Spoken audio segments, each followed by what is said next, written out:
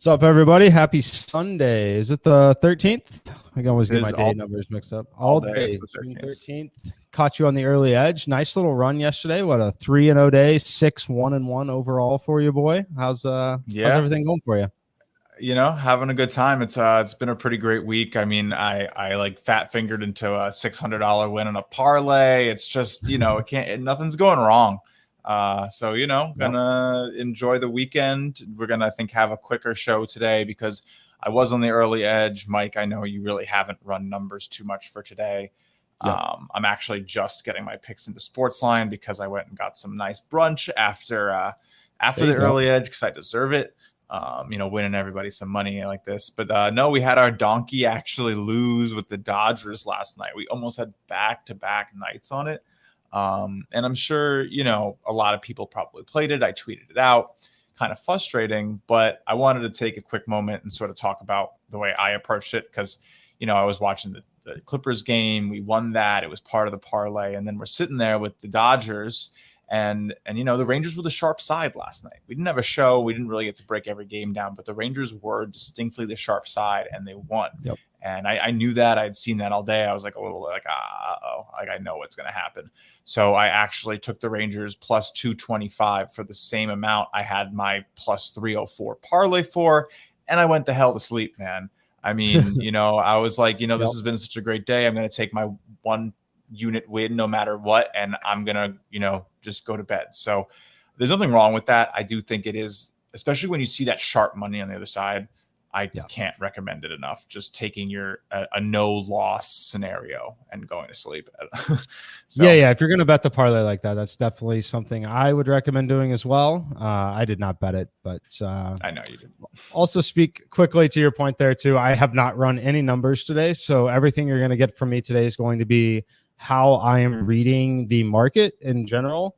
And then just some opinion data and quick data looking up on some of the individual players. But I have not run any simulations. I generally don't like to on Sundays. That is why I selected Sunday as one of my days off. It is a brutal time to try and bet baseball.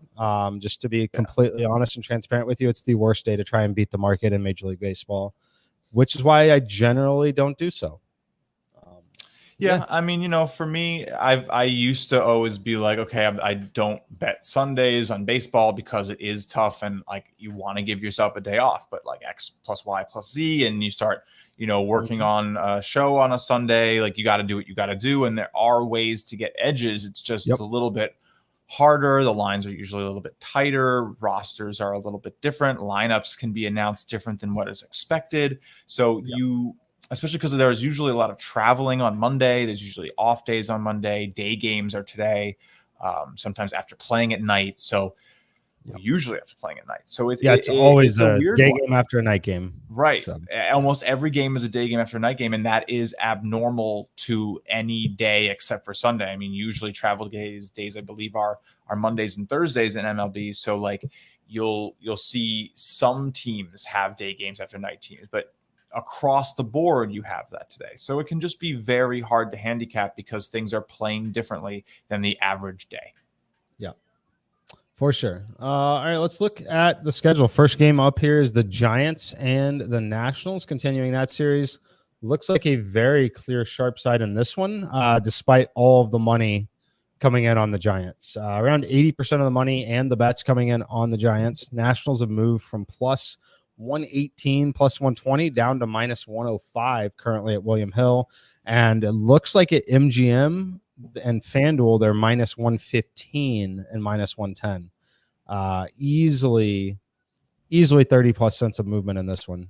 Do you have any thoughts on it? Did you encounter this game? I don't think you ended up playing it, right? No, this is a tough one. I mean, these guys just played a doubleheader last night, right? And I believe they split them. That both games went under. Man, my guess is we probably see an over here today. Neither team has really been hitting in this series, and but I'm not touching it. I don't like much.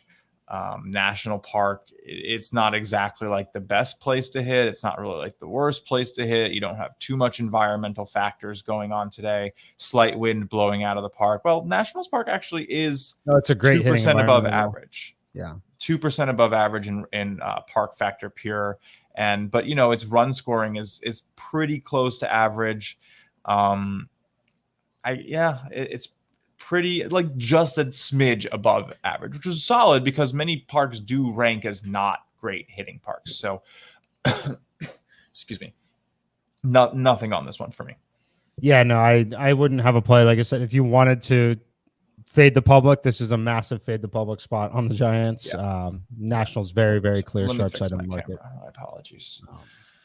Again, I haven't run any numbers on it, but yeah. I would this guess one that my simulations would probably indicate the same. That the Nationals would be the sharp side at home, but that is where I'm at on that one. Let's see the next game on the board.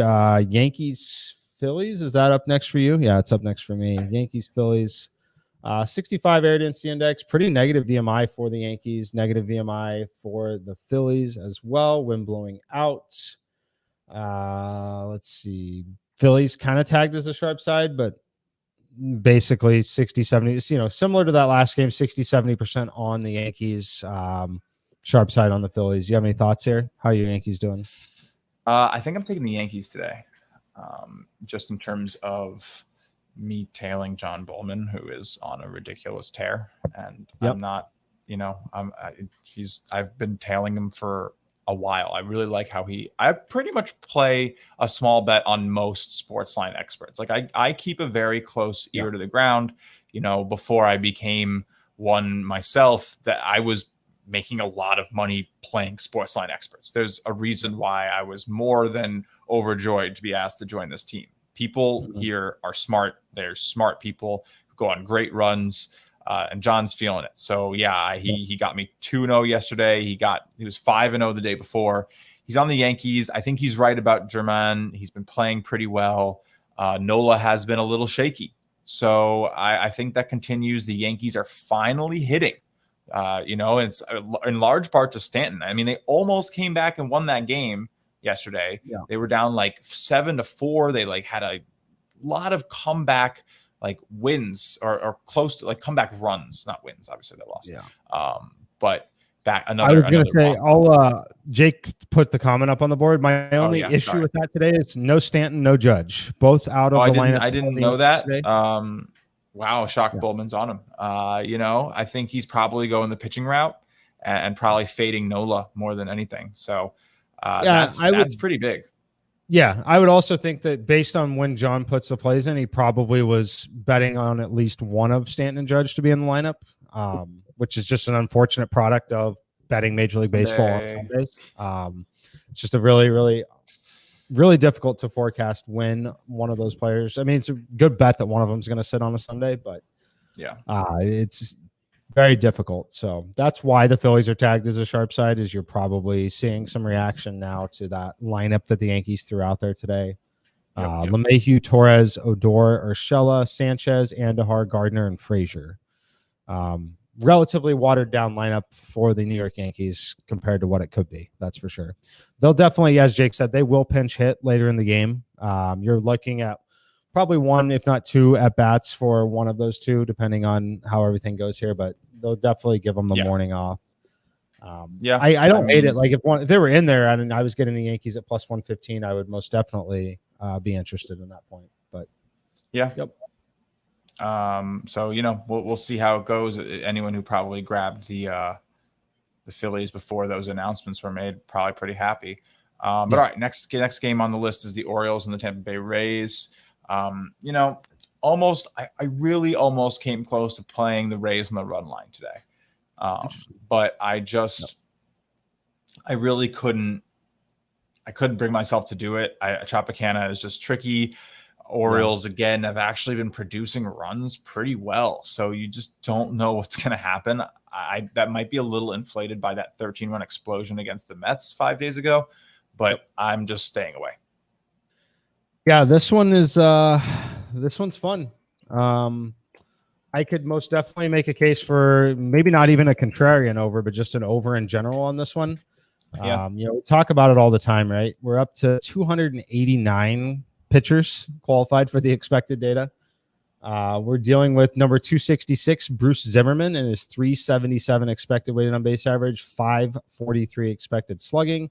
And we're dealing with Michael Wacha, 391 expected weighted on base average, 576 expected. But Walker's only going to throw 50 pitches, maybe go 2 innings, and he's basically an opener at this point. So I forget who they usually put in after him, but the guy's pretty good. So they get Wacha out there for like an inning and a half. Probably, they'll get him the first trip through the order. He'll likely try to, and he's going to give up a run or two, honestly. So, this could be an interesting place for a yes run first inning bet, honestly, is maybe something I consider, because Wacha, the run total today is deceptive, because for someone who isn't aware that Wacha, who's not doing their research, maybe just looks up Waka's stats, doesn't see he's doing that great, whatever. It's important to understand that the Vegas knows that Waka's not pitching that long. They know that someone else is going to be coming in for him and pitching more. So, and he's better. Sure. I think is it Finnegan? I can't remember his name. I'm annoyed, but anyway, it doesn't really matter because I'm not betting this game. Yeah, no, definitely not betting it. I don't hate the over 8 personally, but again, I haven't run any simulations today, and is it Josh Fleming? I think it's Josh Fleming. Could be. I believe Fleming's a lefty. Is he not? Right. I love the Orioles offense against left-handed pitching right now, but I know you do. Yeah. Should be interesting. So for me, just glancing at it again, I haven't run any numbers, so over will probably hit. All right. Anyway, rapid fire today. Seattle Mariners at Cleveland Indians. I believe that Shane Bieber's on the mound. Indians are massive favorites. Any thoughts here? Continuing with the trend that I picked on Bieber in spots a little bit, just betting on the fact that he's not the true ace that we have come to think that he is. So it's typically one of those where I think that if you wanted to blindly bet, plus 190, whatever, I think it's probably okay, but I was expecting it to be even higher line than this, to be honest with you. I have no interest in it personally, but yeah, I think you can take the under probably. I don't necessarily think that he's going to get the run support that he needs. It's weird. It's definitely like this weird mental thing where aces don't get run support, and it doesn't make any sense, but it kind of does, right? Like these guys maybe are going in thinking, our guy's on the mound today, and he's going to be great. Maybe we don't need to be all that. And then the other side is we have to hit our best. We're facing one of the best today. We got to be ready to go. This is a challenge. And it's like that mentality, right? If you don't think something's going to be challenging, sometimes you don't play up to the level, you play down, and then the other side plays up to the ace and comes correct and beats them. And this is why you see Jacob deGrom being one of the most profitable pitchers to fade. The Mets just don't give him any run support. It's DeGrom day, and then they lose. And he's one of the best pitchers ever, and he loses all the time. And, Shane Bieber's 7-3. He's taken some losses this year, even though his ERA is, under 3. So, yeah, he's, like I said, he's someone that I've continued to want to bet against just because he's still priced like that Cy Young ace. Those expected numbers still, we're getting large sample size, actual and expected about the same. Those numbers are approaching 300. We would expect him to be 230s, 240s if we're talking the way he's priced, frankly. Yeah. This offense isn't terribly dangerous. Obviously, I know the Mariners are weak. This is very I shouldn't say very likely, but it's not going to surprise anyone if this is another one of the no-hitters. Shane Bieber could easily no-hit this team that's already been hit no-hit twice today or this year. But in general, like I said, the price point on him is priced as if he's that ace in Cy Young. There's 2 to 3% baked in, as if you're essentially betting on the Yankees Dodgers kind of thing. So, yep, that's where I'm definitely. Okay. So I mean, yeah, I think if you have to take it, I'm probably going. I mean, I don't know. I think I'd maybe take the over. I know the under's the sharp side, but this is why I don't have a play on it, because my brain says over, the indicators say under, Bieber says under. He could shut him out. The Indians could score 12 on their own. Like, this game is so high variance because of how good the Cleveland Indians have been at home, how bad the Mariners have been on the road, especially pitching wise. But they also hit better on the road, likely because they play in a terrible hitting environment. So this is a complex one. I'm glad to leave it alone, especially on a Sunday. Yeah. Going forward, we have, I believe, the Braves and the Marlins. So what do you make of this one? Again, I totally skipped this NL East matchup. It looks like the Braves are the sharp side. Any thoughts? Braves the sharp side in it. I think that the most interesting thing here is just the fact that there's been quite a bit of market movement on this one.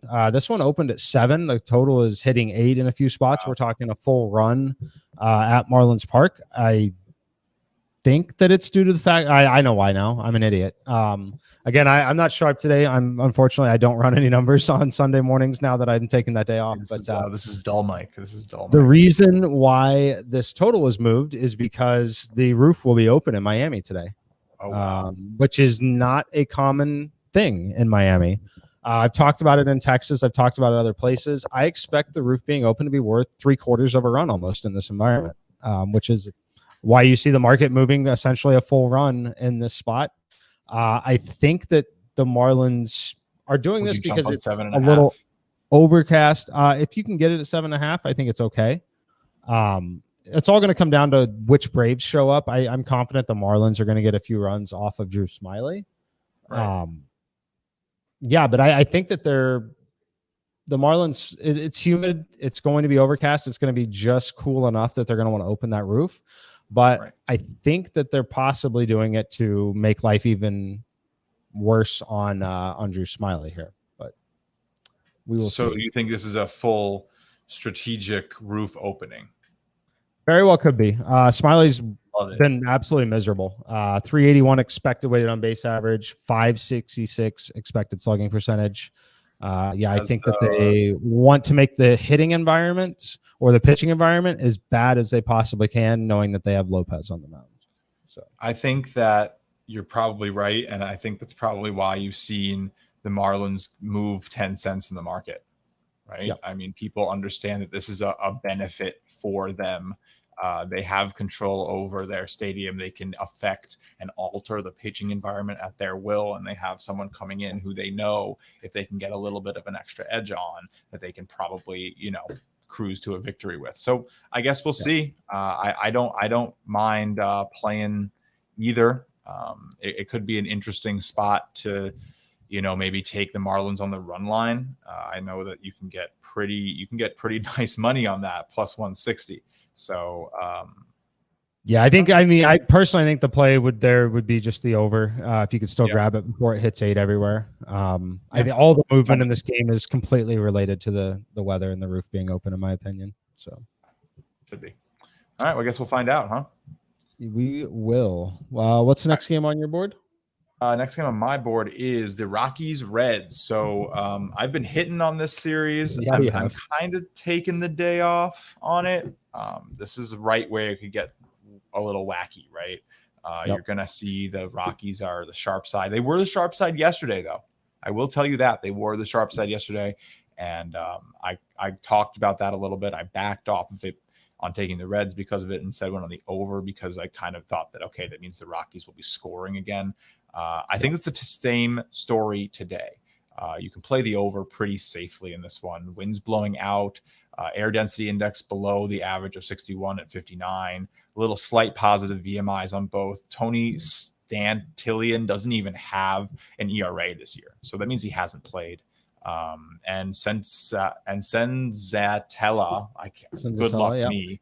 Yeah, he's not great. So yeah, I took the over at 9.5 this morning. I dropped it in your Discord, actually. It moved to 10 before we even got on the show. So I'm not playing it at 10, but I loved it at 9.5. Yeah, no, definitely. 9.5 there is a very good number. Nice that you got up early enough to get that one in. Would not like to I invite fell that. asleep before the Dodgers game was over, so I had to get at least some advantage here this morning. Yeah. Yeah, I mean, if you want to continue to bet the Reds on the run line, I think that's fine if you want to have action on the game. Yeah, I think Larry has that on Sportsline, or he did this morning. I'm not sure if he's Yeah. still playing it, but it should Certainly be going to be a lot more comfortable way to get exposure to the Reds than laying minus Yes. 150 plus on a pretty large unknown still, in my opinion, at this point in terms of starting pitching there. So I agree. Blue Jays, Red Sox, is that next? Yes, please. Blue Jays, Red Sox. I have the Red Sox tonight. Yeah. Interested to see how this one goes. I mean, you know, both teams are solid offenses, but I talked about it. This is a spot where the Blue Jays can sometimes struggle after an offensive explosion, trying to come back with a pitcher like Robbie Ray on the mound away, especially. They've dropped. So in both their last series, they lost the first game, came back, won the second game, and then they lost the third game. So this is the same position they're in now. And I think that I usually don't go off things like this, honestly, but it helped me feel a little better about it. Red Sox are already the sharp side, and those losses for the Blue Jays were against similar teams in the Astros and the White Sox. So this is another like big American League battle here. You know, this is divisional. I think the Red Sox look to come out and get the second win of the series here and really make sure that they don't lose this 4-game series 1-3, because there is a fourth game tomorrow. So interesting one. Yep. I think everyone will know my thoughts on it. I think Robbie Ray is one of the most fraudulent good pitchers in Major League Baseball. Love fading him. So, yeah, the expected data tells me he's essentially league average at best. Then you look at the actual batted ball data. He's bottom 5% in terms of how often his balls are getting barreled up. Right next to Dallas Keuchel, Kyle Hendricks, Drew Smiley, Bruce Zimmerman, who we're also picking on today, David Peterson. Robbie Ray's a massive fraud. So I love betting against him. Love taking the Red Sox. Got him plus 115. Was kind of shocked. I mean, you know, that's a pretty low win percentage for the potential they have here today. But all right, continuing the rapid fire day, we have White Sox Tigers. Total pass from me. Rodon, Funkhauser. If anything, I feel like you take the under. Rodon's been that solid. Yeah. I mean, this could easily be a 6-0 White Sox game. Very, very easy. We know Detroit hasn't been great against left-handed pitching. I could be interested in a White Sox team total over, but it is, you know, it's a Sunday. It's a somewhat watered down version of this lineup. We have no Tim Anderson. I don't like that at all for this offense. It's a very easy stay away. It almost, I'm not going to fade Rodon. It's normally a situation, if you follow me, you're probably expecting me to say, if you want to blindly play the 190, the plus 200, you're going to profit long-term doing that. I don't know that that's the case even in this matchup. I think it's a super easy stay away. The model would probably tell me there's slight value on the Tigers because of the lineup the White Sox are running out there. Not going to play it. Not going to trust that at all. But Lurie Garcia, Brian Goodwin, who was awesome yesterday, Moncada, Abreu, Grandal, Eaton, Engel, Collins, Mendick. Like, it's just a watered down lineup for this White Sox offense. On the road, they're going to want to get out of town quickly. So we'll see. But I think it's a very easy stay away. Very great donkey of the day candidate if you want to throw that in your large parlay. I'm sure Jeff already got that done about 5 minutes ago. We will definitely be talking about the donkey parlay in a minute or two. I'm sure I probably got a little quieter there. I am sorry about that. But okay. Next game on the slate is the Pirates and the Brewers. I know our guys, the SDQL gurus, are on the Brewers today. I'm okay with it. I do think the Pirates are that bad. I do think that the Brewers are kind of back. We saw it yesterday. They came back and they scored 7 unanswered runs to win that run line play for me. It looked like it was going to be my only loss of the day. And Brewers showed up like I thought they would. I think I was joking around with someone on Twitter. They were like, oh man, yeah. And I was like, just watch. And I got to send Rex a little wink. So shout out to Rex for that. But there you go. No, we're definitely I support that play. I really have a hard time trusting the Pittsburgh Pirates away from home in a match like this. Any thoughts? No thoughts. This one would be close to falling into the category of blindly playing the other side, but I'm not going to do it. Obviously, it's totally day off for me. But well, I'm watching the market movement. It like was up to minus 200. cents. Yeah. Okay, so this game is just absolutely ridiculous. The price point in the market right now. You go to FanDuel, it's minus 205. MGM minus 200. I can get it at minus 180 at William Hill. There's a 25-cent difference between William Hill and FanDuel right now. That's pretty ridiculous. Yeah. It is. That's bigger than what you usually get. I mean, usually you can shop for like 5 to 10 cents. So to be able to get 25 cents is pretty interesting. I would definitely. That sounds like to me. They want some Brewers action. Right, you should be going and playing the underdog, the Pirates at DraftKings. Yes, that is essentially what I would normally tell someone to do, but don't have the numbers to back it up. So, but all right, looks like that one's gonna likely be a Brewers pick, likely getting into the donkey of the day. We have, I think, about 5 or 6 more games to touch on. Houston Astros, Twins, huge freaking win, blowing out. Air density index of 60, positive VMI for Houston. I just wrote about it a little bit. Pineda, not all that great. What he is good at, the Astros are better at. So, he's a pretty decent strikeout hitter. He has a low walk rate. Well, the Astros don't strike out, and they have great eyes, and they induce a lot of walks. So, I'm all over the Astros. I have their team total, and because you can't play that on Sportsline, I'm taking the over as well.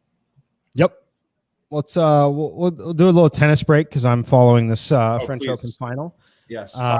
As I told you, I got Djokovic at plus 260 live. I already have both players to win the set with Djokovic to win the match at plus 150 as well.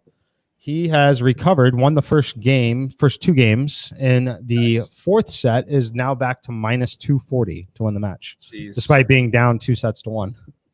Yeah, well, you were talking about it in the last match. Just his conditioning really seems to be, next level compared to most of the guys on. He lost in that last game. This last set, he was up 4-1. He intentionally lost 2 games and absolutely intentionally lost 2 games to Tsitsipas. Literally just to have him have to play more. He's literally doing that. You watch him play. He is losing matches intentionally just to drag the set on. I'm confident. I guarantee you that's what he's doing. Yeah. He's a smart player. He knows what he's doing. I think you made a good call taking the spread on the other side, but hedging your bet a little bit and making sure that you're coming out positive. Again, there's nothing wrong with live betting for profit. No one's going to sit there and be like, how come you didn't let your bet ride out when you can lock in some profit at good odds? I don't know. Personally, I do it all the time, especially live betting. If you can get good at that and make sure you're always taking home money on live betting, then you can slowly increase your units and then end up always taking home more. And I think live betting is pretty ignored in the betting space. So I know that it's something I'm going to be working on, especially in football season. Baseball's kind of tough, but football season we'll definitely be talking about live betting a lot. Definitely. So, all right. Back to the baseball. Royals, A's? Is that next for you? Royals, A's, yeah. I find this one interesting. Under? Okay. I could definitely see that. I think that Bassett's most likely going to do his thing. Bubik, I think it's great to obviously we talk about this every single time there's a game in Oakland, but just really friendly pitching environment overall for him. Less so during day games and night games, but still going to be very friendly environment overall. I do not hate the under 8.5. I believe that's where it is in the market. It is, yeah. It hasn't really moved either. But yeah, I've talked about it a lot. And the Royals also their ERA on the road is over half of a run better. And that's no small difference. That accounts for a good amount over time. So I do think that, they'll continue to show increased performance on the road. I don't really love the pitching environment. So even if I'm wrong and they stink, I don't know. I still think that it stays under because I do think Bassett locks it down. And yeah. Yep. Could not agree more on that one. I think I made a little misstep. I love the pitching environment. I don't hate the pitching environment. My mind is on the next game already. But okay. Angels and Diamondbacks. This one's interesting. This one's tough. My brain wants to say over, easily over. The sharp money says under. I think this Diamondbacks pitcher is pretty freaking awful. Yeah. I think they're both not great. Obviously, the lineup is watered down for the Angels. They have won a few games in a row. We're not going to see Trout. We're not going to see Ohtani today. Yeah, I don't know. The contrarian play for sure is going to be the under, but I'm not going to feel great about it with these pitchers on the mound. Yeah, no, definitely not. All right, so let's leave it alone. Really not much to talk about here. Rangers, Dodgers, I am seeing sharp money again on the Rangers, which is interesting. I'm not touching it. Again, we'll put in the donkey parlay because everyone's going to expect the Dodgers to bounce back.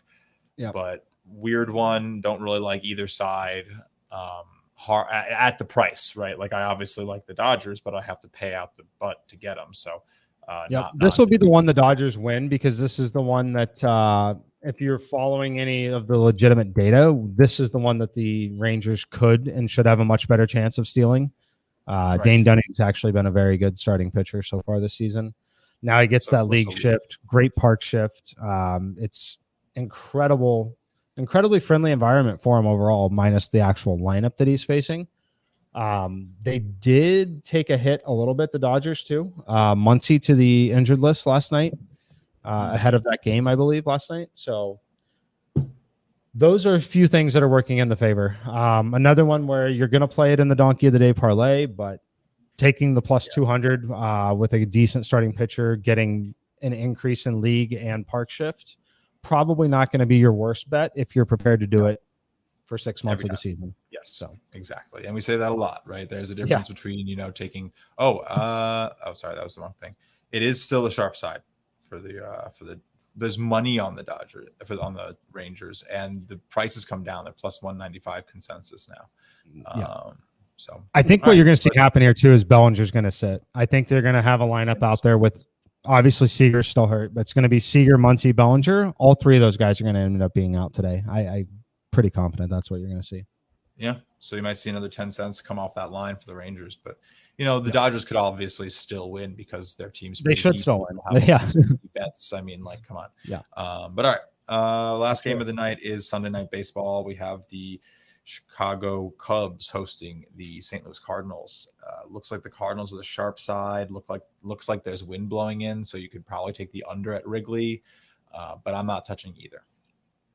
Yeah, this one is interesting. I think the under is very clearly going to be, let me see what the market's saying, but that would definitely be the sharp side of the way I would be reading it, especially if it's approaching 10. The issue is the pitchers that are on the mound. Davies and Carlos Martinez, brutal. Both of those guys are guys we've picked on at times this season and attempted to back at other, really good friendly environments this season. But I think the under is a sharper side in this game. I think that you could still get away with a 5-4 Cubs win, a 5-4 Cardinals win. That's what you're going to see. So being that it is a night game with a little wind blowing in, the air density is not as concerning to me in Chicago as the wind is at this park. So yep. I might end up playing the under on that. That's one that it's late enough in the night that I'm actually going to have time to run my numbers on later. I'll let you know, but I'm pretty confident my model is going to tell me less than 10 as it's approaching. It's 10 on FanDuel now, I believe. Really? What do I have? Maybe not. What do I have? Like when you say that, I'm like, ooh, can I go see what my book's got?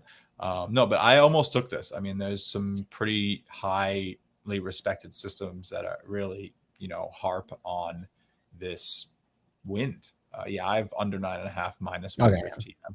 Yeah, you're right. It is. There's one signal that it's not a book that I have access to. So yeah, I would love under 10, but no, I think that it could very easily be right at 10. It could be like a 6-4, 7-3 game. So, yeah, I'm pretty good with that. I mean, any thoughts on the NBA tonight? I know, I feel like one of the hottest bets is the Nuggets tonight, with them being back up against the wall, trying to avoid a sweep.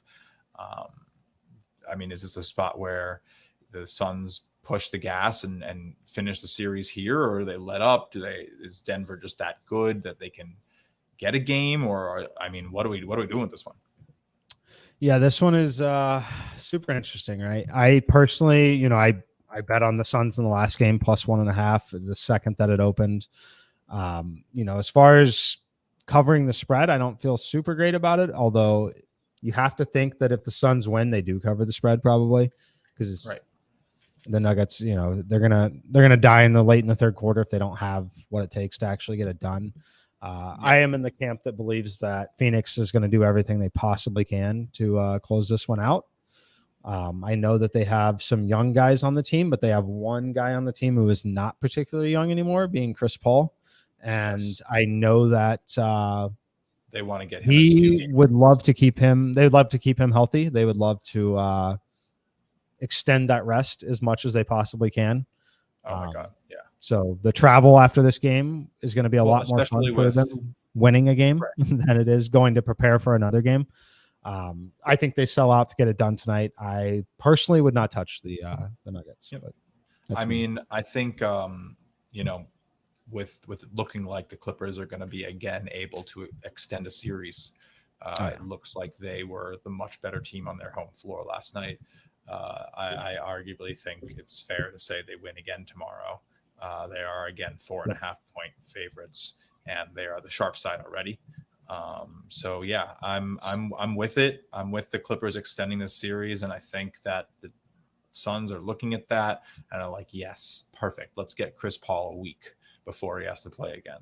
And yeah, 100%. They know how serious that could be, because the thing that this team is going to depend on to win this title is going to be his ability to run the floor, period. If they don't have him, if he gets hurt, if he can't go for 40 minutes in a big game, 35 minutes in a big game, they have no shot. So none. Yeah, I'm with it. I'm with you on the Suns. I think they finish it today.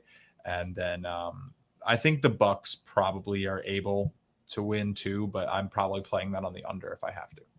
Yep. I don't want to pivot too much, but I like it's just the lineup just came out for the Milwaukee Brewers, and it gives you a perfect example of why I do not want to bet baseball on Sundays. Why when I can get the day off, I take it. No Christian Yelich for the Milwaukee Brewers today. One of those spots where you should be there. Buddha, this is a great question. I'll touch it again. I give plays and will get up and work my ass off to get them in when I have to. But Sunday is the day that I like to take off. It's very difficult to bet baseball on Sundays. It just is, unfortunately. The reason why is the lineups are unpredictable. It's a day after a night game for 85% of the teams. It's not a great situation. But yeah, they're Christian Yelich out, Giancarlo Stanton out, Aaron Judge out, Tim Anderson out for the White Sox. I'm sure there's others, but all those situations, like you see that Brewers game has moved 25 cents since we covered it. Seven minutes ago? Yeah. My goodness, they should still win. I mean, they should still win. Yeah, of course. Yeah, you're not. If you sat around and you ran to the lines today and you played the Brewers, you are not happy this morning. You just aren't. Or probably the Yankees, probably even maybe not the White Sox so much. Maybe the Dodgers after Bellinger ends up sitting like I'm telling you he's going to. Right. Yeah. So tough day to do it. Tough day. All right. But all right. Give that donkey of the day. All right. Let's see what we got today. I mean, I'm not going to put an NBA play in it because I don't think that any of the lines really qualify. You don't have anything really above minus 150. I guess we'll start with the Chicago White Sox minus 235 or so. Rodon on the mound. They really should get this one done. I'll default to you. We still putting the Brewers in this, or are we going to skip them? I mean, I think you should. Yeah. I built one for you. I built the 6-gamer for you, but what is it? Let me see if I can guess. So Brewers, White Sox. Definitely going to put in the Oakland A's, going to put in the Tampa Bay Rays, going to put in the Cleveland Indians, and then probably the Dodgers. Correct. Cool. I can make donkey parlays. I know what I'm doing. 1053. Let's over 10-1 on that one for you. All right, let's do it. I'm in. I can't bet that big actually, so I'm not actually in. Your book limits you to like 4 or 5, right? 4, right. So my personal donkey of the day is probably going to avoid the Rays, and I don't know if I had the White Sox in it. I think I went Brewers, Indians, Athletics, and Dodgers for the 4. Perfect. So nice. we'll see. I'll see you guys tomorrow. We'll be back for Monday baseball, and that'll be a little bit more normal, and we'll be able to have a better time out here with you guys. Yep, much better time tomorrow. Enjoy the day, guys. See you around.